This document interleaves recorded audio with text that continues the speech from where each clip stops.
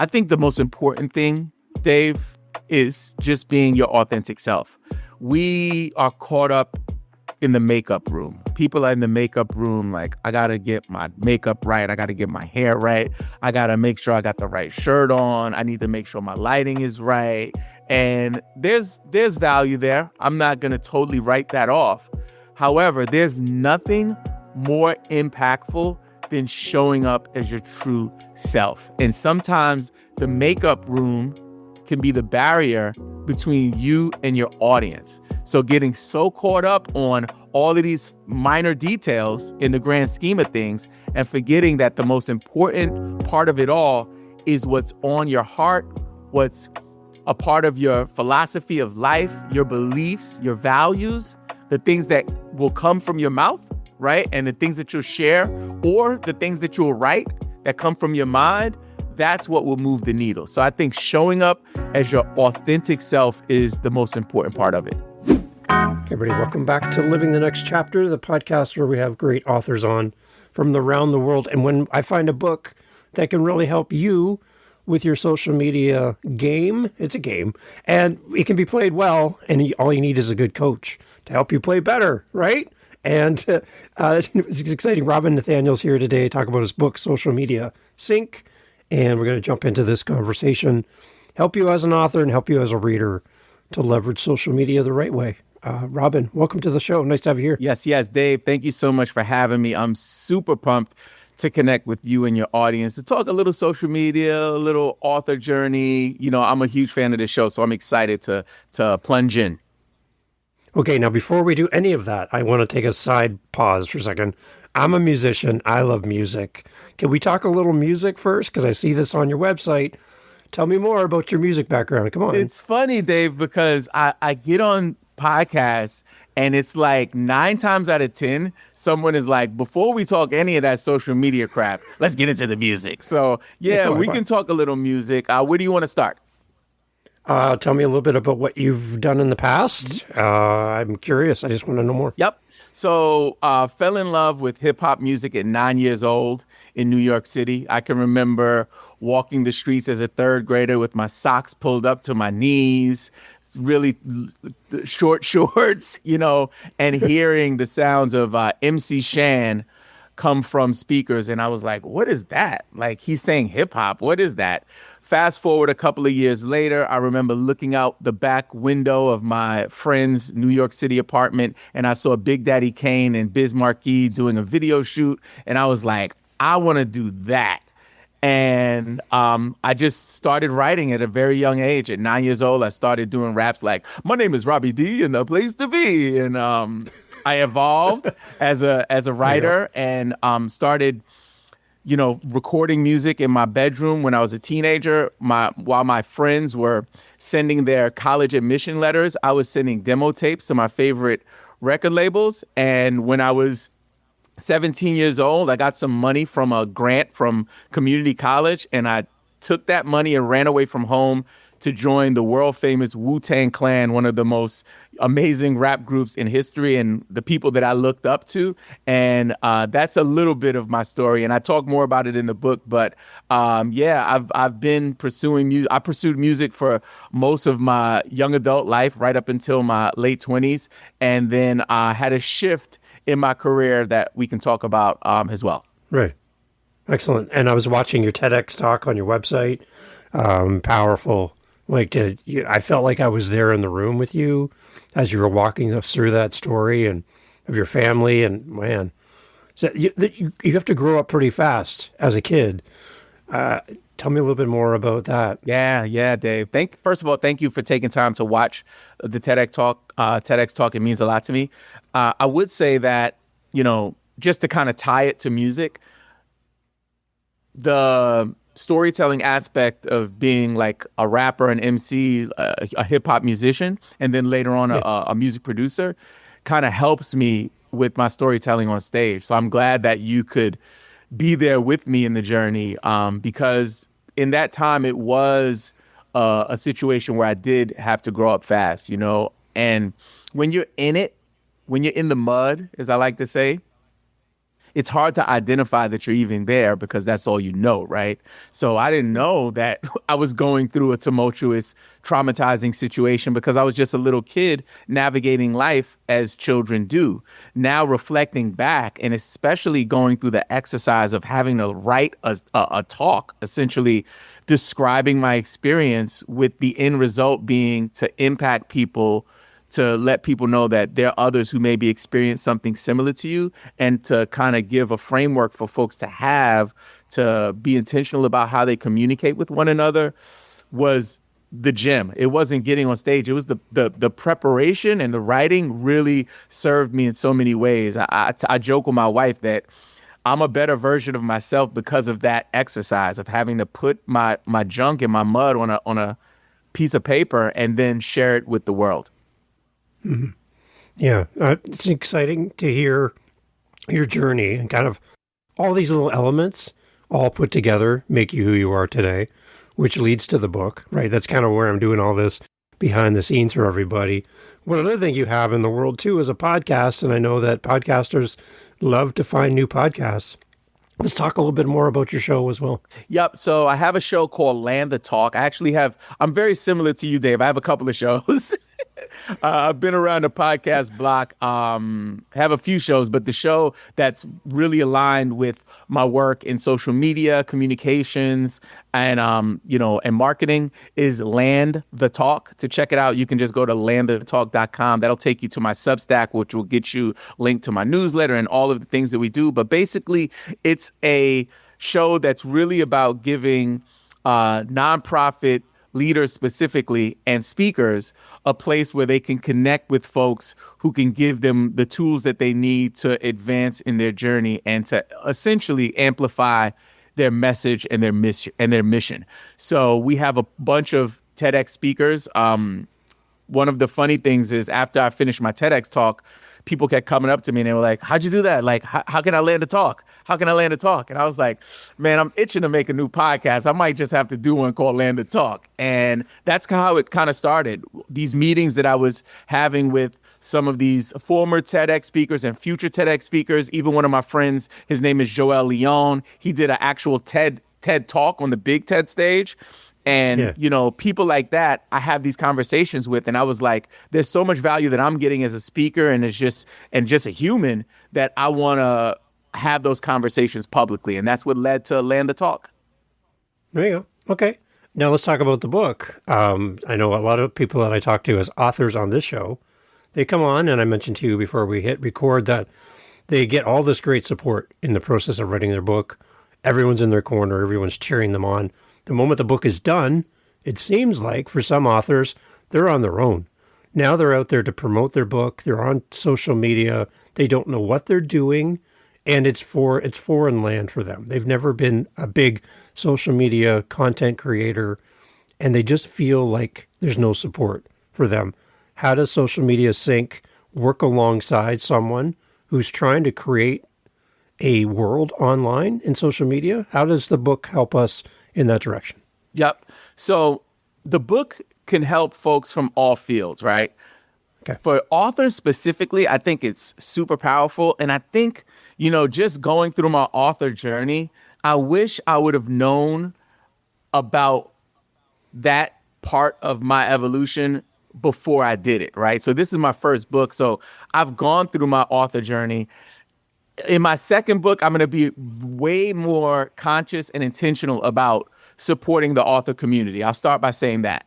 So what can the book do to help? Basically, Social Media Sync will give authors a structured framework and a playbook to kind of go off of so they're not getting caught up with the speed of social media changes, updates, algorithms, right? My whole concept and my whole vision for social is looking at social media with an algorithm-proof lens. What we do so often is we watch people like the CEO of Instagram, for example, Adam Mosseri. This gentleman jumps on he jumps on his live on Instagram, Dave, and he'll be like, okay, guys, today I need you guys to make sure that you're prioritizing stories. Prioritize stories. They're the most heavily weighted, feature that we have in Instagram. That's what you need to do. Do it now. And then people run. Oh, get my phone. I got to do a story. Hey, Adam told me to do a story. I'm going to do a story. The next day, same guy, same platform, will jump online and say, hey, guys, I know I told you stories yesterday, but today it's something new. You need to focus on your DMs. So what's happening, especially for people who aren't super fluent with social media, they're overwhelmed. They're like, dude, like I can't keep up with this. And I don't have the bandwidth to like change my strategy and plan every day. What social media sync does for folks, it gives them a framework that will stand the test of time for social media. That's the vision for it.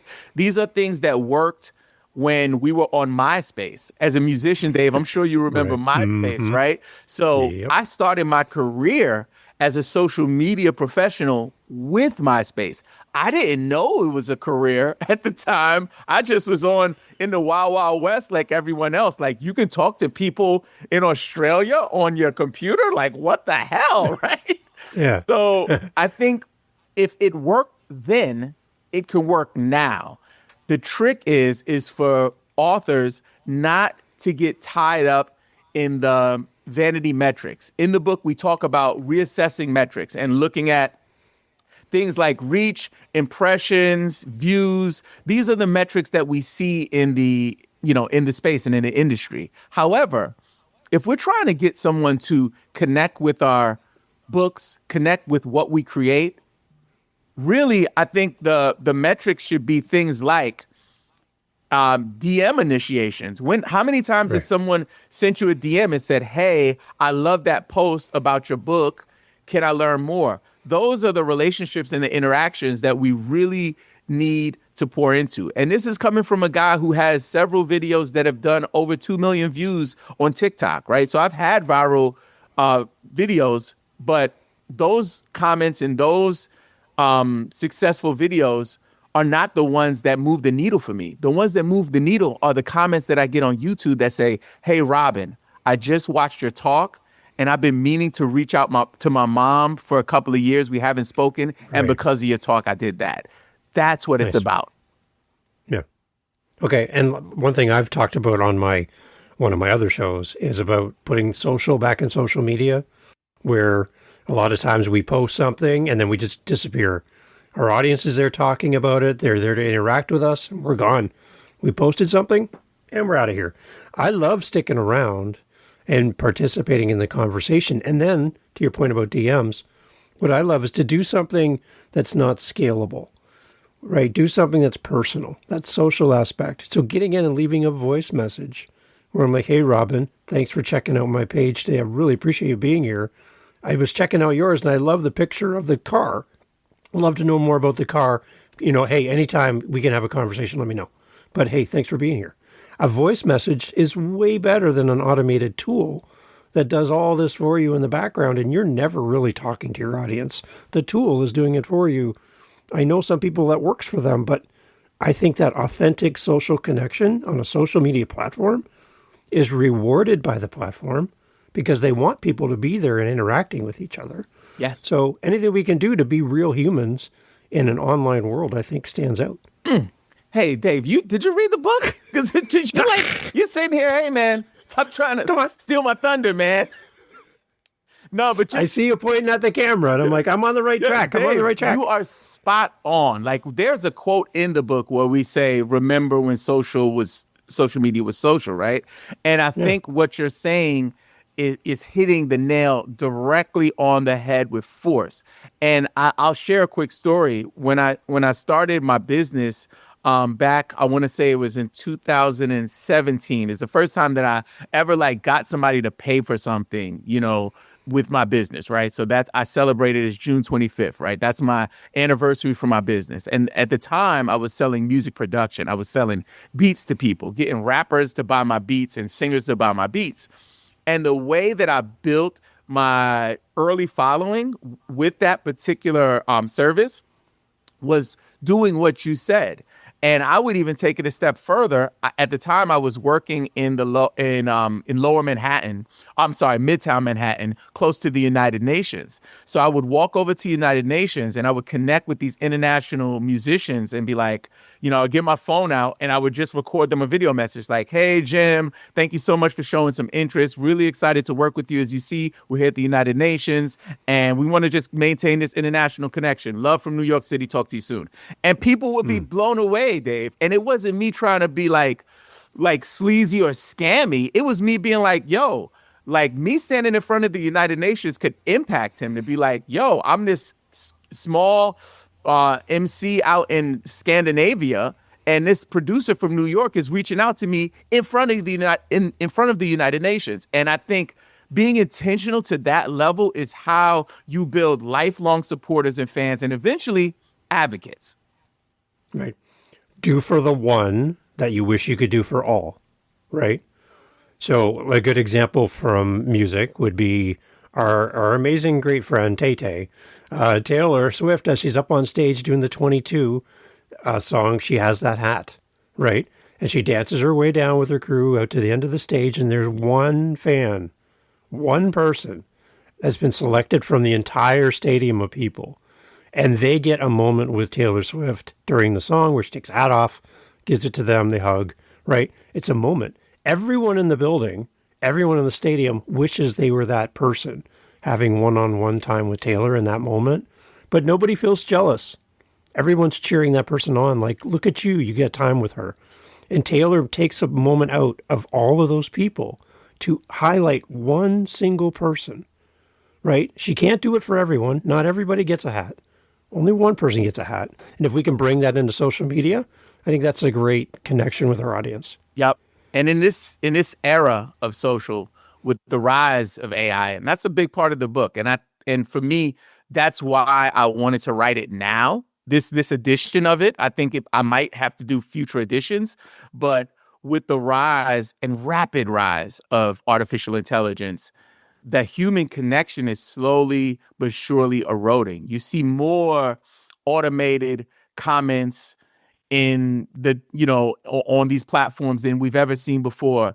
You see more automation than ever before. Things are being put into systems that don't require human touch at this point.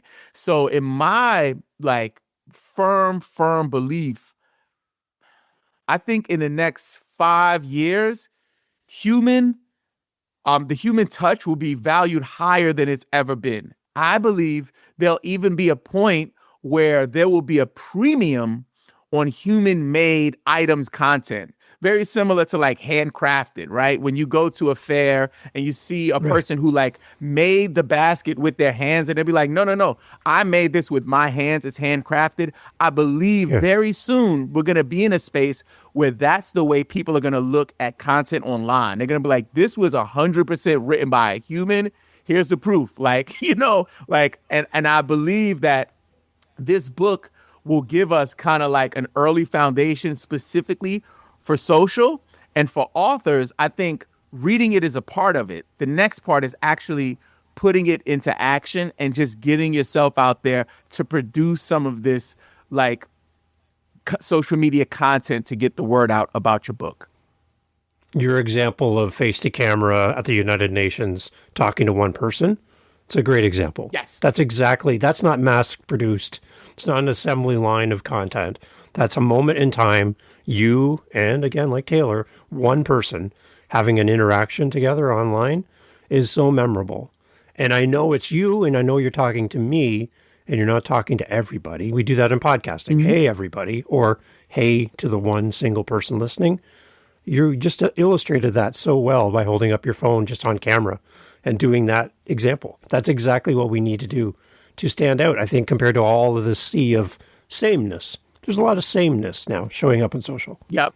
And I think that because of artificial intelligence, there's going to be a lot of things that look the same, right? It kind of happens. You scroll. Is that the same ad from a different company? Oh, it's a similar product from two different companies. These algorithms are as smart as they've ever been.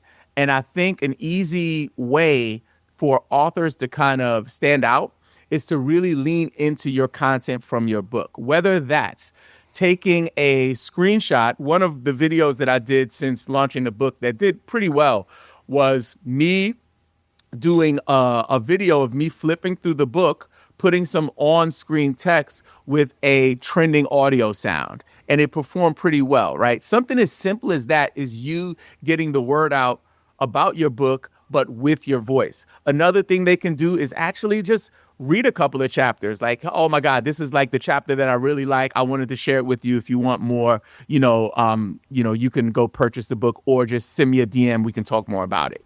And I think that instead of creating ads, because I think that's what we think when we think marketing, right? We're like, okay, so let me create some ads. These videos will be ads. Hey, go buy my book, buy. People don't want you to ask them to buy anything.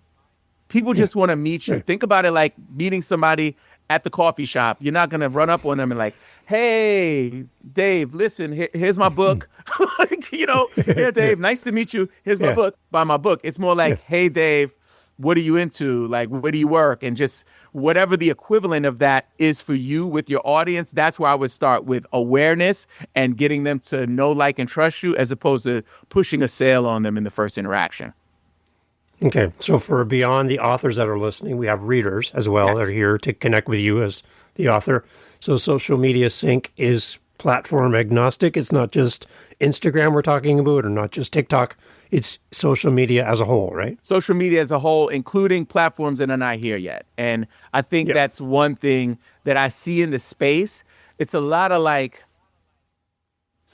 hacks. It's hack driven. It's like, here are the 5 tips. Here's the time you need to post. Here's the platform that's working the best. This type of content is working now. And there's value there. So I won't discount it, especially for, my colleagues and people in the space. I'm not trying to discount that because there are times when I have to give very similar advice. I do this full time. I also have a business that I do it. And then I also as a practitioner, as a creator, I'm doing it as well. So that's one thing I would say. There is value in some of the hacky stuff, but hacks don't last. And I think that folks who are reading right now and they're looking for something, whether it's for their professional journey, if you are a person in the marketing field and want to become more equipped for your day-to-day task, or if you're just a leader in general and you're like, my marketing department, they don't know what the heck they're doing on social. Let me try to get some resources for them or let me read up on it so I can help. Especially for new people, this is a great foundation. If you don't have anything to refer to and you start with this, I believe in this era of AI, this will set you apart and help you to be way ahead of your competitors or other folks in your industry. How much do I need to understand social media to get benefit from social media sync?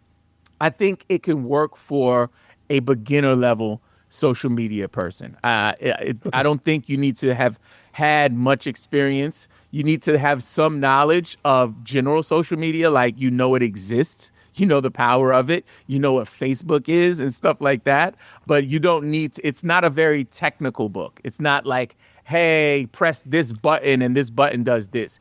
It's more philosophical. It's more based on ideas that I've been using for my own work, my clients, as well as in my, my day-to-day work. I work in local government and concepts that I bring to those platforms. I've also worked in the nonprofit sector. I've also worked in the private sector for social media. So for me, I have a unique lens on how I look at it. And this book is almost like the sum of that to date.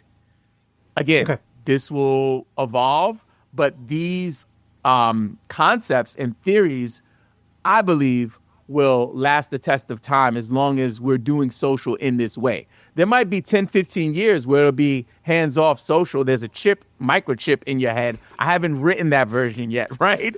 But we could easily be there with the advancement of technology happening at, breakneck speed. However, for a beginner level social media person, whether you know a little bit about it or you work in the field, it's a great read. I share a bunch of stories, including my Wu-Tang story, about my journey as a professional, and I tie it in to the general framework. Okay. The danger maybe of writing something based on technology is how fast technology changes. So how did you kind of future-proof social media sync so that it still has value into the future? For me, most of the concepts are concepts that have been around for years. Framing it with the technology, it's almost looking at it like these are the passengers that we're using for this vehicle, but I'm focused on the passengers. So whatever vehicle we put them in, whether it's my sync framework, simple is S, Y is yield to your intentions, N is natural, right? And C is change it up. These concepts and this framework worked for my TEDx talk in just general human connection, right? Being intentional about how we connect with humans, especially when we say goodbye. And the same thing works for social media. If we can flip a switch in our mind to not look at social media as this thing that we do, as look at it more as a tool that we use to deepen our connections with people online, that would hopefully lead to some kind of whether it's a business relationship, personal relationship. I have family members in the UK that I use social media to communicate with them on a deep level because that's the tool that we have. So regardless of the actual platform or technology, the concepts will still remain relevant. Okay. So the tool can change and be swapped out, but the principles remain the same. Yes, I like that. Yeah. Because when somebody writes a technically based book based on technology, current technology, you hear them like 10 years later going, well, it was a relevant book, but now it's a totally different world and I'm going to have to write a new book. But I love that you've kind of embraced that from the start. Yeah, it's good. And I believe it's in the intro, like very early in the book, I say something like that, where it's like, this book is not, the hack tip, what platform, follow the TikTok trend. It's not that kind of book. And I think once folks go into it, I think it also sets them at ease a little bit, because that's the part of it that's overwhelming for folks.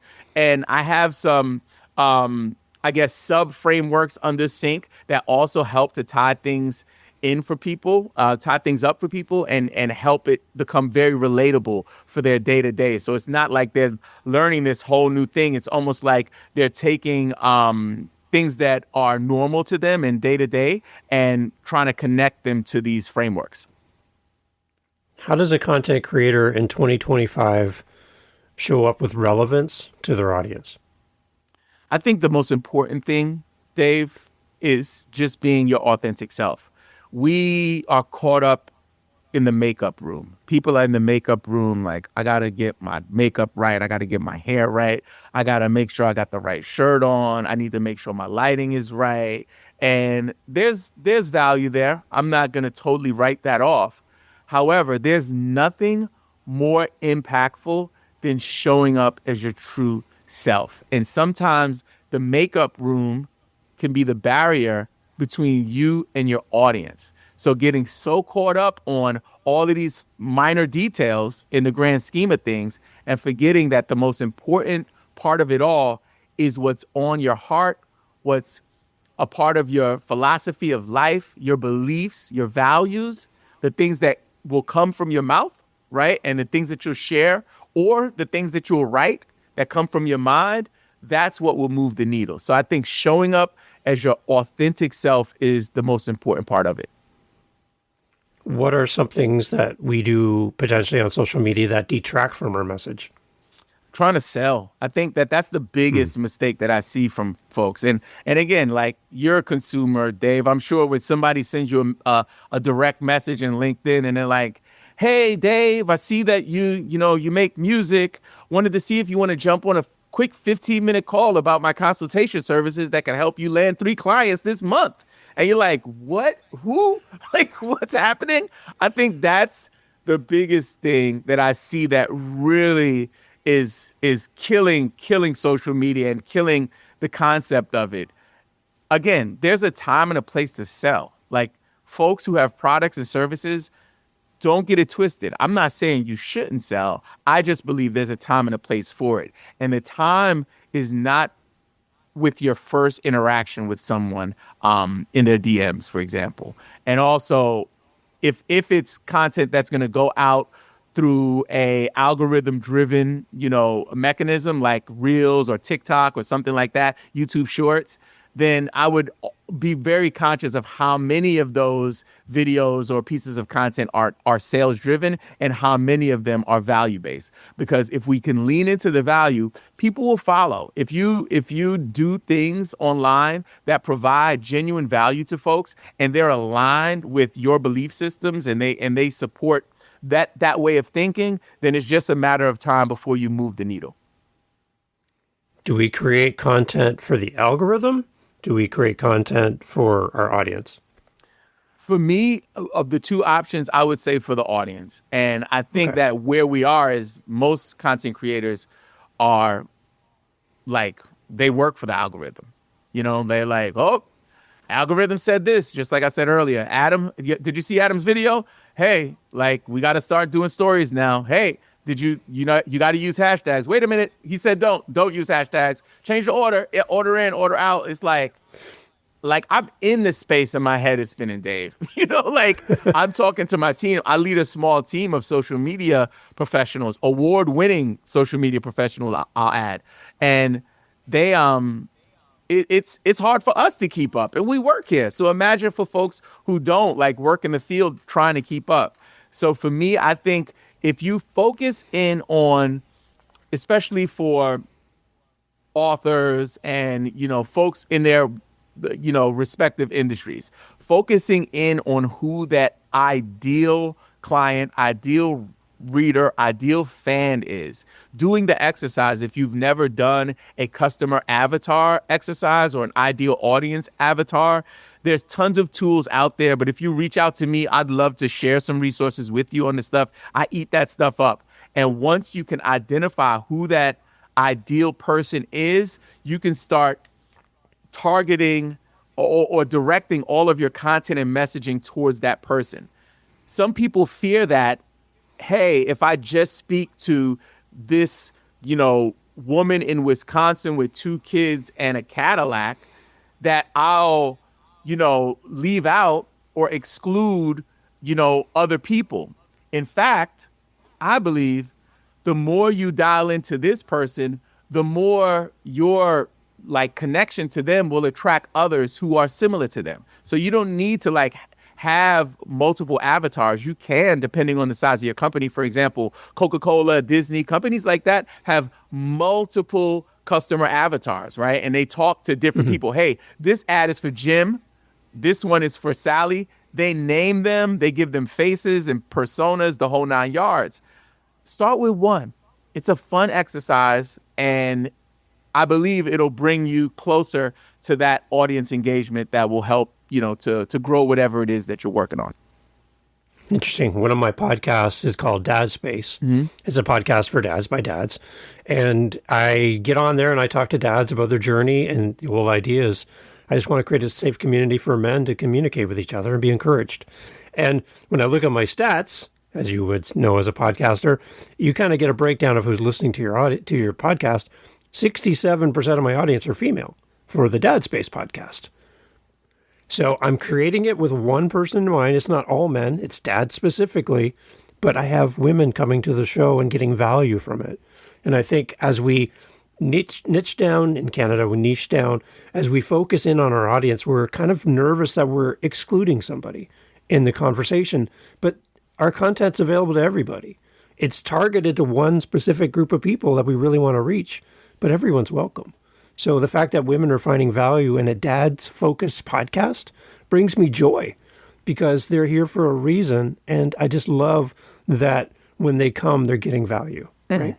I love that. I think that's poetic. And congratulations to you, because I think that can inspire someone who has that concern about limiting their audience by niching down or really focusing in on one target audience member. And I think that's huge that you're seeing those results.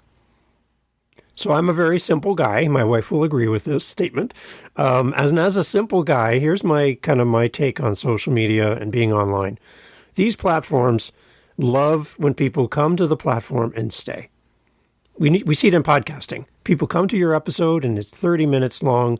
And if people leave 10 seconds into your podcast, the podcast apps or whatever they're listening on, they're like, that's interesting. We send people to Robin's show and they leave 10 seconds in. I'm not going to show as many people that podcast because it's not really connecting for some reason. And then they go to another show. And this show, everyone stays to the end. It's like everyone comes and everyone stays. So that's a good signal to that platform that people are having a good engagement. There's a good experience there. So let's elevate the ones where people are having a good experience and maybe kind of not so much for the people that are leaving. So if we're on social media and we're building a platform and there's engagement and the engagement's growing and so we're doing everything right in social media, people are going to see and the platforms are going to see and then start rewarding people with great results because you're putting in the time and the effort to not just, again, post and ghost, but be social on these platforms. From your perspective, Robin, is there a healthy balance to how much time we exist online and create for these platforms? And kind of where is that balance point for you personally? Like how much of your time do you devote to building your world on social? It's great. I love that you said building your world because that's, again, Dave, you're in my head. Like you're my unofficial co-author of the book because I mentioned this concept of building worlds and universes around social. So it's one of my favorite chapters. But to answer your question, I'll start with the folks out there, right? So for people and the balance, and then I'll talk a little bit about my own journey. So when I sit down with people for consultations, the first thing I ask is talk to me about your team, talk to me about your bandwidth.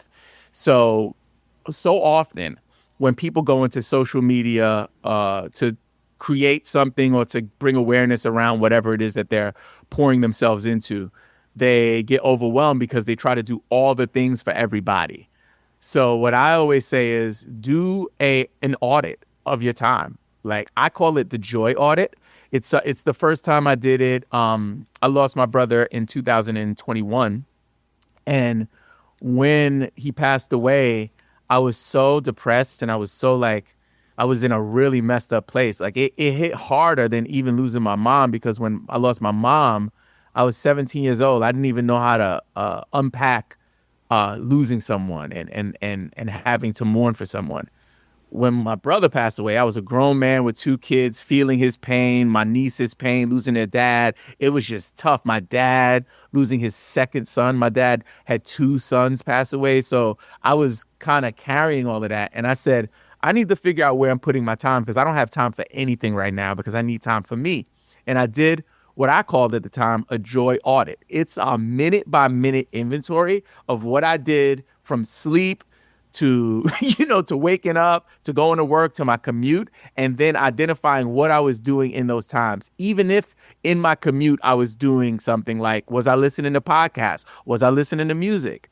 And once I did that, it gave me an understanding of how much time I had to work with. And then from there, I could really just identify the bandwidth that I had for social and how important was social. Was social like up there with like spending time with my wife and my kids? Was social up there with work? Was social up there with me actually creating podcast content? And once I figured out what my bandwidth was for it, I could move forward. So that would be my recommendation to folks is do an audit of your time, pull out a piece of paper or pull out your calendar and write down what you do during those times. Now I get it. We have complicated lives. So if you need to kind of streamline it, you can create buckets. My buckets are really simple. It's connect, create, and contribute. So connecting is anytime I'm like having a phone call or a podcast or I'm with my kids or my wife and we're just connecting, human connection. That's connecting. Creating is when I'm doing anything from writing, creating video content, cooking, making a sandwich. I create that. That counts as create time for me. And then contribute. Contribute is like when I'm at work, when I'm on a shoot with a client, those kind of things. So your buckets might look different, but that's what I would recommend is start with the joy audit. Now, just to quickly answer about where I am in the journey, right now, Sundays are really my content creation night. My wife, my two kids, they are on board. They support that daddy is a speaker and an author and a social media strategist. So they know that I need this time, not just for my business and to generate revenue for our family, but also for my creative expression. Like it's good for me. It helps me to be a better dad and a better husband and a better professional to have that space. So they give me those evenings, probably about 9 o'clock until I go to sleep, to create for the week. And then from there, I have some systems in place where maybe I might auto publish on certain platforms, or I might schedule out the post. And then throughout the week, I'm just doing like upkeep and maintenance where I'm like you said, responding to comments in the DMs, things of that nature as needed. Okay. As far as picking the right channel for you, no matter if you're an author or you're not listening to the podcast, do we pick the channel that we like the most as a user? Do we pick the channel that we think our audience is going to be on? It's because, like, for example, I'm not a huge TikTok guy in the sense that I'm not doing the chicken banana dance right now. That's not my thing, right? You're doing it, right? And my wife is going to be so mad. I don't know the dance, but I heard it all week. It's like a chicken banana. Anyway, so I know that's not me, and it doesn't really suit the content that I'm putting in the world. So do I focus on a channel that I love to be on as a user and build my community there maybe as a starting point? Or do I try to find out who my target audience is and then kind of put myself into that platform and try to learn that platform? Where would be a good starting point for somebody new to social media? Great. I think it depends on the stage of their business or their project, right? So you could be new to social media, but you might have been podcasting for 10 years, right? So if you have data or if you have access to your audience, a survey is where I would start if you have audience, right? So find out from them. And then from there, I would look at the data and then decide based on what you know and like. So let's say you like Facebook and you know that's where you spend most of your time. And let's say, 50% of your people like Instagram and then another 30% like Facebook. It might be worth going Facebook just because you know it, and Instagram and Facebook speak to each other because they're under the same umbrella. So that's where I would start is if you have information, do a survey and get that information and then figure out a balance between what you like and where your people are. If you're starting fresh, blank, like you're starting up a platform, I would go where you like to go. So if you use TikTok, if you use X, whatever platform you use the most, I would do that. If you don't use anything, and this is where the fun starts. If you don't use anything, you're creating something from scratch, I would strongly recommend 2 channels. One is a new channel, one is an existing platform that has been there for years. I'll start with that one.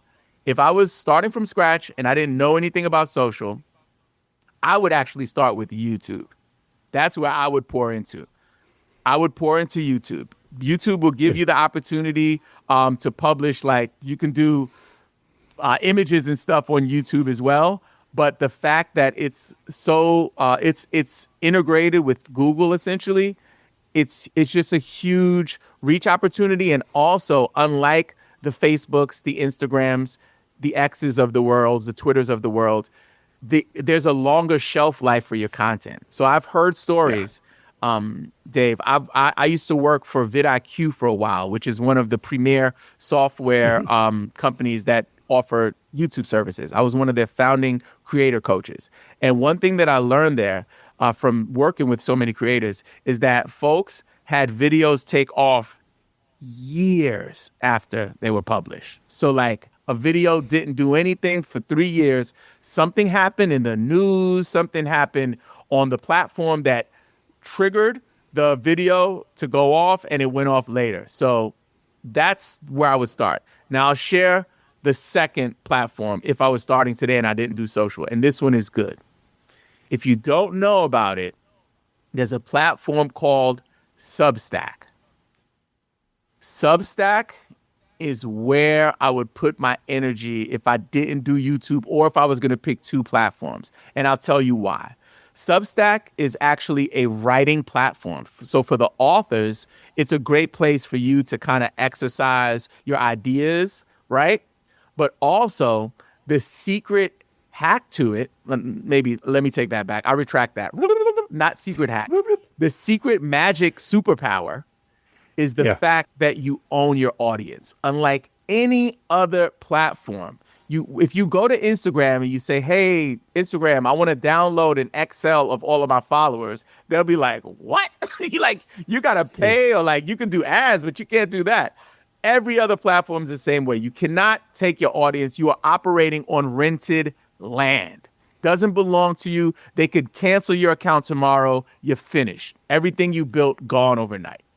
Substack, however, they have an email list built into it. So you can essentially build a newsletter with an email audience. People subscribe. You own the email list that you can take to any platform. You can download it and take it to any platform you want.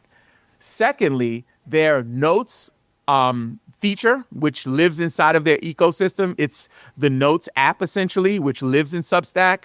It reminds me of maybe early 2000s Twitter almost. It's vibing right now. People are talking, community building, connecting. There's a DM feature there. It's just a lot of fun poking around there. So I'm relatively new to the Notes app, but I've been using Substack for a couple of years now.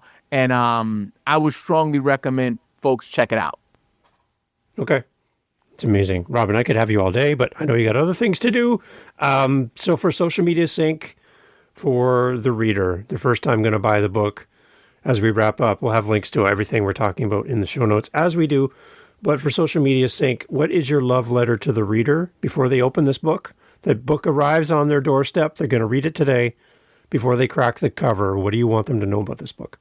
First of all, I want to just express gratitude. I want to thank you for taking time to support and purchase my book. I know there are tons of books all over the world, and you decided to choose mine, and for that, I'm grateful. Secondly, I pray and hope that you put some of the content that you learn and some of the lessons that you learn from these frameworks into action. And I'll also add that many of the frameworks can work for our human interactions as well.